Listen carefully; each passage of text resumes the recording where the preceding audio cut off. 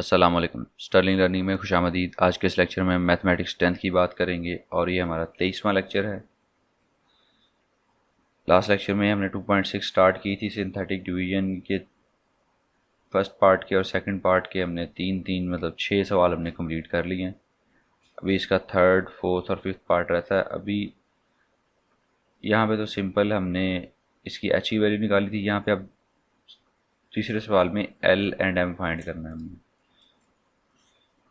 Question 3 है, exercise 2.6 है, वो लिखा हुआ मैंने। तो क्वेश्चन 3 है, कह रहा है जी find L and M. L और एम को मैंने फाइंड करना, मतलब दो वेरिएबल्स हैं, जो दो अननोन जो हैं वो इसके अंदर इन्वॉल्व हैं। दो सवाल हैं, इसमें से पहला मैं कर देता हूँ, दूसरा आप लोगों ने खुद कर लेना है। फर्स्ट क्वेश्चन,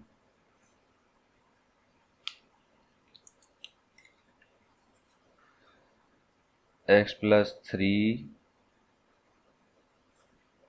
एंड x+3 और x-2 आर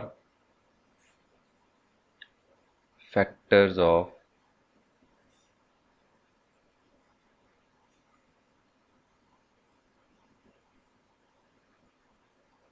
पोलिनोमियल। ठीक है, पोलिनोमियल है, उसके ये दोनों फैक्टर्स हैं। हमने सिंथेटिक डिवीजन को यूज़ करते हुए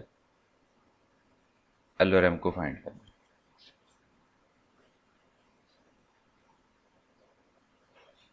स्टार्ट करते हैं जी। इसमें सॉरी, पोलिनोमियल लिखी नहीं है, साइड पर रख दी। पोलिनोमियल पहले देख लें, इसके अंदर एल एंड एम है और हमने फाइंड करने। पोलिनोमियल है जी आपके पास x³ plus 4x² plus 2lx और प्लस है। ये दोनों इसके फैक्टर्स हैं और हमने इसमें से एल और एम दो चीज़ें फाइंड करनी है।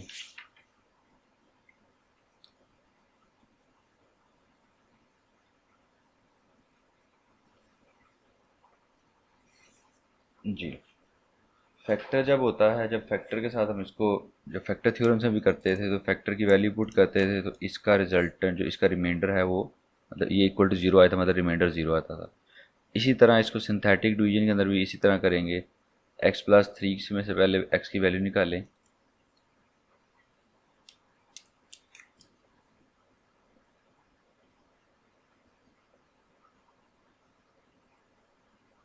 अब इस -3 के साथ हमने डिवाइड करना है। दूसरा x-2 equals to 0 and x equals to +2। ठीक है, ये -3 है और ये +2 है। अब इसको -3 के साथ इसको डिवाइड करेंगे, 2 के साथ भी इसी को डिवाइड करेंगे, दोनों के साथ, क्योंकि ये दोनों फैक्टर्स हैं। इसके साथ डिवाइड करूँगा तब भी मेरे पास रिमाइंडर 0 बचना चाहिए, इसके साथ डिवाइड करूँगा तब भी रिमाइंडर 0 बचना चाहिए। तो डिवीजन स्टार्ट करते हैं।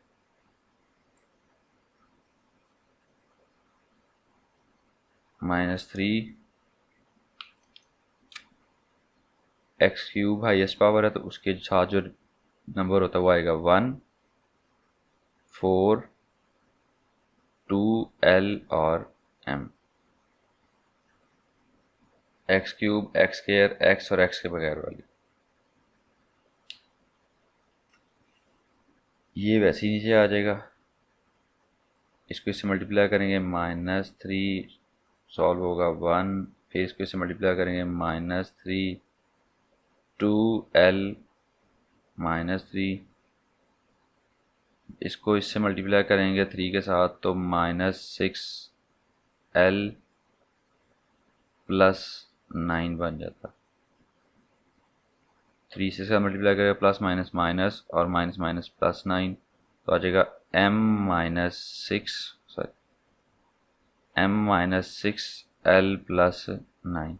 तो ये है आपका रिमाइंडर। तो इससे डिवाइड करने के बाद रिमाइंडर क्या होना चाहिए था? 0 होना चाहिए था। मतलब ये, इसको हम इक्वल टू 0 लिख सकते हैं और लिख लेंगे।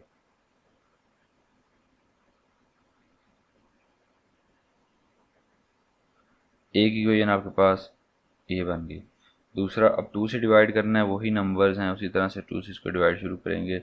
1 4 12 और m प्लस 2 के साथ डिवाइड शुरू किया, इसको नीचे ले गए, यहाँ 1 ही आ गया।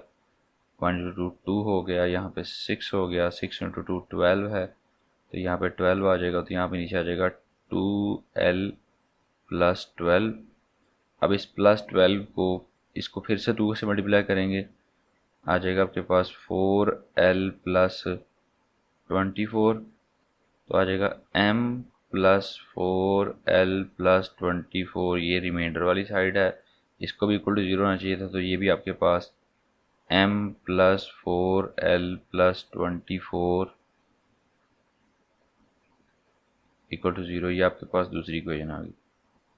अब ये दो साइमल्टेनियस इक्वेशन बन के इनको सॉल्व करके हम m और l निकाल लेंगे।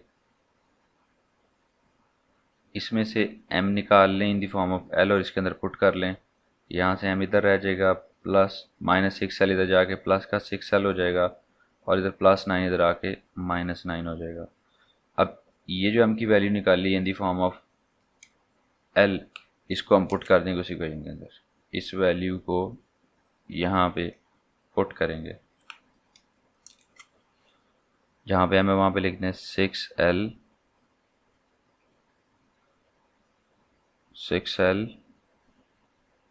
-9 plus 4l plus 24 equals to 0। l वाली इकट्ठी हो जाएंगी, 6 और 4 10l हो जाएगा। 24 में से 9 निकलेंगे तो आपके पास 15 बच जाएगा।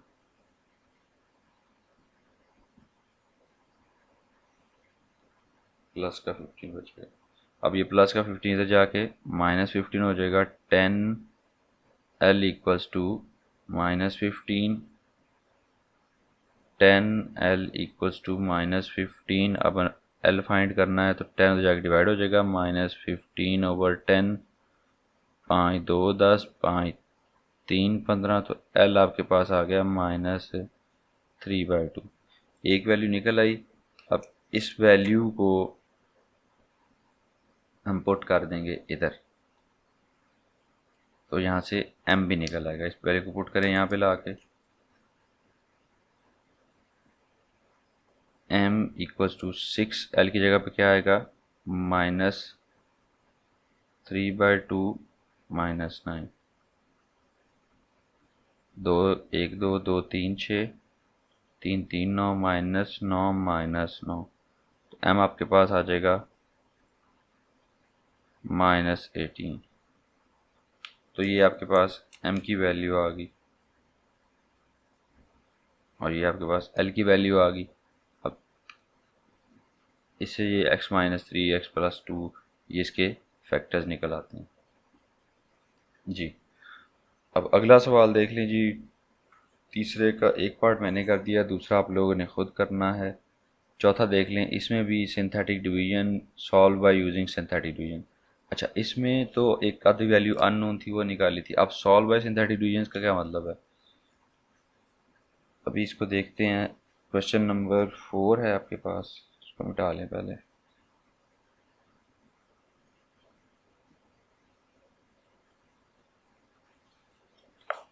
क्वेश्चन नंबर 4 है, solve by using synthetic division if 2 is the root of equation,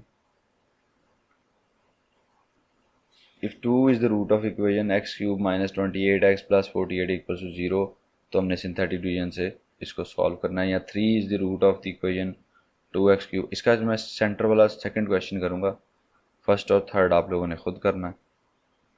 अब आप लोग इतने काबिल हो गए होंगे कि सवाल मेरे साथ साथ आप कर सकते। फोर्थ क्वेश्चन है, इसमें सॉल्व करना है हमने, ठीक है, सिंथेटिक डिवीजन से। तो चौथा सवाल का दूसरा पार्ट क्या है, 4 इज रूट और sorry 3 is root of equation कौन सी है,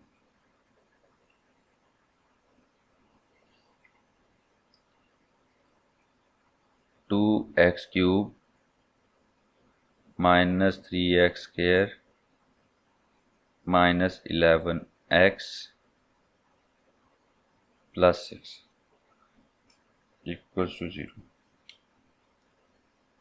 ठीक है, अब ये 3 इज़ द रूट। रूट का क्या मतलब है कि ये x की वैल्यूज़ हैं। अब यहाँ पे हाईएस्ट पावर, ये चीज़ें आपको वैसे पहले ही पता होंगी लेकिन रिवाइज हो जाएंगी कि जितनी हाईएस्ट पावर होती है इक्वेशन की उतनी x की वैल्यू, उतनी उसकी x की न पावर न वैल्यूज़ आती है। जैसे जो क्वाड्रेटिक इक्वेशन उसकी x की वैल्यूज़ कितनी आती हैं 2, और जो रूट है बेसिकली इसको कहते हैं जो भी वेरिएबल होता है ना उसकी पॉसिबल वैल्यूज़ जो होती हैं वो आपको रूट कहते हैं। इसका मतलब 3 इज़ द रूट का मतलब है कि x इक्वल्स टू 3। एक निकल आया। अब बाकी जो हैं इसमें से हम निकालें। अब हाईएस्ट पावर 3 थी तो एक रूट निकली हुई है, 2 मज़ीद निकालनी है। सॉल्व डिवीजन का मतलब है कि सारे आंसर इसके निकालने हैं, तो अब इसको हम सिंथेटिक डिवीजन से करना है। जब सिंथेटिक डिवीजन से करना है तो फिर हम क्या करेंगे,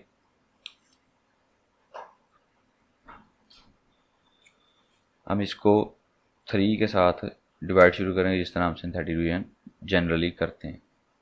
हाईएस्ट पावर x³ शुरू हो रही है 2, उसके बाद -3 है, उसके बाद -11 है और उसके बाद 6 है। अच्छा, अब ये देखें ये x³ है, इसमें क्यूब वाला फार्मूला लगेगा। अगर लगेगा अभी तो हमारे पास इसको सॉल्व करना इतना आसान नहीं है। अब सिंथेटिक डिवीजन से करना तो ये बहुत ज़्यादा आसान हो जाएगा। कैसे, एक दफ़ा इसको जब डिवीजन करेंगे यहाँ पे रिमाइंडर बचेगा और यहाँ पे आपके पास क्वाड्रेटिक इक्वेशन बचेगी। अभी करके देखते हैं। 2 हो जाएगा और 3 2 ज़ार 6, तो यहाँ पे +3 या -3 और +6 +3 आ गया, 3 3 ज़ार 9 -11 +9 -2 आ गया, 3 2 ज़ार 6 और -6। ये क्या आंसर आ गया 0। अब जब रिमाइंडर आपके पास 0 आ जाए इसका मतलब है कि 3 इज़ दी एक्चुअल रूट। 3 जो है उसका रूट है, तो मतलब ये आंसर हमारा ठीक है। अब उसके बाद ये जो बचा है हम इधर से शुरू करते हैं। ये पहले हमने किया था क्वेश्चन रिमाइंडर निकालते हुए। हम रिमाइंडर को छोड़ के इधर से शुरू करते हैं और ये x के बगैर वाली, ये x वाली और ये x² वाली, तो ये इक्वेशन क्या बन जाएगी -2 3x और 2x का स्क्वायर इक्वल टू 0।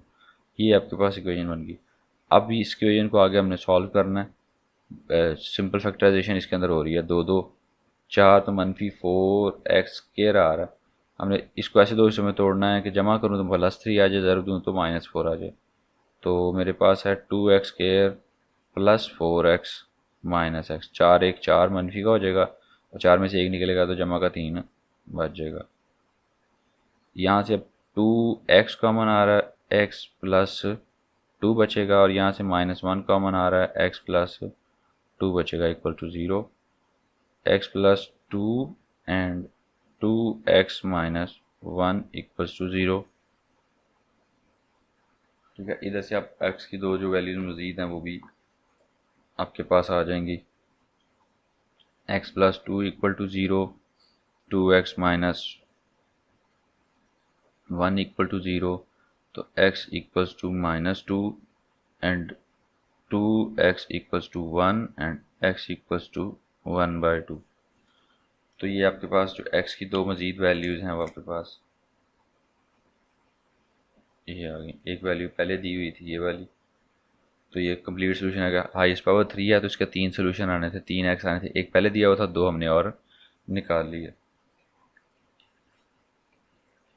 अभी ये तीसरे सवाल, चौथे सवाल के बाकी दो पार्ट बिल्कुल आसान है। जो सेकंड थर्ड वाला है वो तो बिल्कुल है ही वैसे, सिर्फ यहाँ पे थोड़ी सी वैल्यू डिफरेंट है -1, और ये ऊपर तो ऊपर भी आसान है।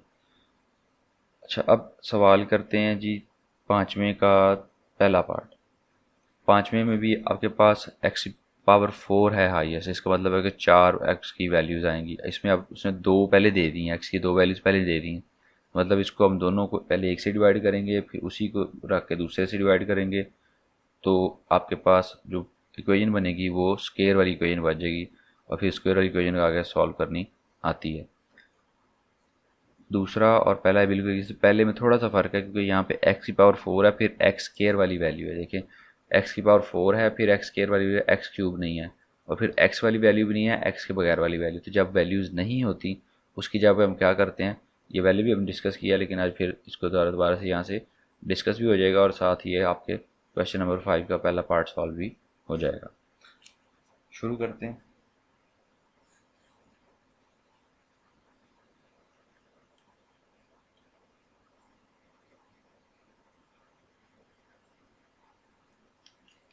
क्वेश्चन नंबर है आपके पास 5, इसको भी सॉल्व भी करना है आपने सिंथेटिक डिवीजन से।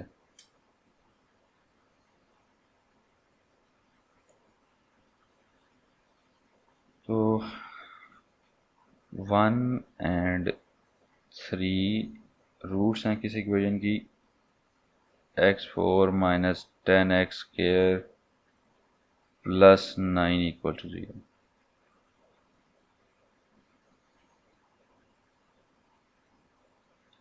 सिंथेटिक डिवीजन स्टार्ट करेंगे। सबसे पहले हाईएस्ट पावर x4 है, उसके साथ जो वैल्यू है वो आ जाएगी 1। उसके बाद x³ वाली वैल्यू नहीं है तो उसकी जगह पे हम 0 लगाएंगे। x² वाली वैल्यू -10, उसके बाद x आना चाहिए, उसकी वैल्यू नहीं है तो 0 लगाएंगे, फिर x के बगैर वाली वैल्यू। अब इसको हमने 1 एंड 3 दोनों रूट्स हैं इसके, तो पहले 1 से डिवाइड करेंगे, रिमाइंडर 0 बचना चाहिए। अगर रिमाइंडर 0 बचा तो मतलब ये रूट है, फिर हम इसको फर्दर सॉल्व करेंगे 3 के साथ भी। 1 1 इंटू 1 1 0 प्लस 1 1, फिर 1 इंटू 1 1 माइनस 9 प्लस 1 -10 प्लस -9, और -9 इंटू 1 -9, यहाँ -9 आ जाएगा। 1 इंटू -9 -9, तो ये आपके पास 0 आ गया रिमाइंडर। इसका मतलब है कि वाकई ये जो आपके पास इक्वेशन थी वो मौजूद थी। अच्छा, अब ये देखें x के बगैर वाली, x वाली, x² वाली और x³ वाली। अभी x की पावर 4 थी, उससे एक पावर डाउन हो गई है, x³ की वैल्यू बन गई है। अब इसको हम इसी, क्योंकि ये दोनों रूट्स हैं तो एक x की वैल्यू निकल गई। अब ये 3 इसका पार्ट है x³ वाली का, तो इसको 3 से मज़ीद फैक्ट हम कर देंगे, सिंथेटिकली डिवाइड कर देंगे। जब 3 से डिवाइड करेंगे, ये 1 आ गया, यहाँ पे 3 1 ज़ा 3, 4 आ गया, 3 4 ज़ा 12, आपके पास क्या आ गया, माइनस प्लस का 3 आ गया, और 3 3 ज़ा प्लस 9। तो यहाँ पे भी आपके पास 0 आ गया, दैट मीन्स कि रिमाइंडर 0 है। 3 वाज दी फैक्टर, वो सही कह रहा था। अब ये जो रिमाइंडर वैल्यू बची है, this is the remainder equation. यहाँ पे x के बगैर, ये x के साथ और ये x² वाली इक्वल्स टू 0। अब इसके आगे मैंने फैक्टराइजेशन करनी है, बहुत आसान फैक्टराइजेशन है। +3x प्लस 1x, 3 को एक तरफ दें, 3 आ जाता है, और 3 जमा 1 4x आ जाएगा। यहाँ से x कॉमन, यहाँ से 1 कॉमन, x कॉमन लिया x प्लस 3 आ गया, यहाँ से 1 कॉमन लिया x प्लस 3 आ गया। क्योंकि इसमें से कुछ कॉमन नहीं है तो हम 1 ले लेंगे। x प्लस 3 और x प्लस 1 इक्वल टू 0, तो x प्लस 3 इक्वल टू 0 लिखेंगे और x प्लस 1 इक्वल टू 0 लिखेंगे, तो आपके पास x इक्वल टू -3 और x इक्वल टू -1। दो वैल्यूज़ पहले दी हुई थी, और फर्दर जो दो वैल्यूज़ हैं आपके पास ये निकल आए। ठीक है, उसके बाद आखिरी सवाल इसका, क्वेश्चन नंबर 5 का, आप लोगों ने खुद कर लेना है। और ये एक्सरसाइज हमारी ख़त्म हो गई है। इसमें अगली एक्सरसाइज में हमने साइमल्टेनियस इक्वेशन को सॉल्व करना है, इंशाल्लाह वो भी करेंगे। और फिर स्टेटमेंट वाले क्वेश्चन है वो करने के बाद हमारा ये चैप्टर इंशाल्लाह ख़त्म हो जाएगा। और हमेशा की तरह दुआ में याद रखिएगा, अपना ख्याल रखिएगा। अल्लाह हाफिज़ और अल्लाह आपका निगहबान।